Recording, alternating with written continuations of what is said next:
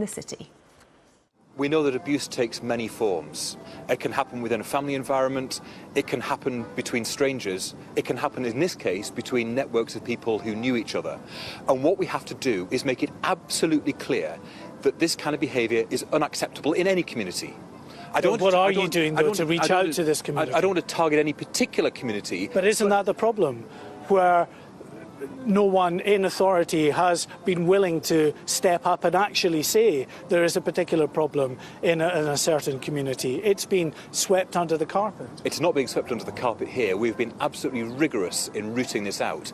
There are a minority of people who come from a certain part of the city who've been involved in this abuse, and we have. But you won't even say it there, will you? You won't even say that, you know, they're from the Bangladeshi and Pakistani predominant these are people community.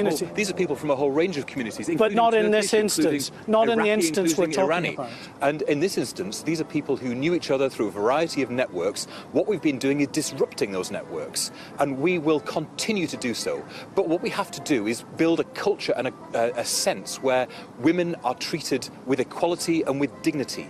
And as long as we have some sections of some communities who don't see women as equals, then we will continue to see this kind of abuse. And that's why it's absolutely crucial that we do a whole range of work with a whole range of people, health workers, police workers, our schools, people right across our communities, mosques, including our volunteer groups, including our mosques. Of course, we've been talking to our mosques. We've been talking to all of our faith leaders.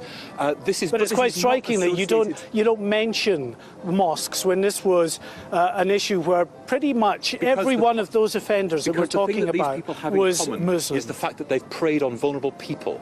And they're Muslim. We don't know that they're Muslim. Well, we do actually. Do you? Yes.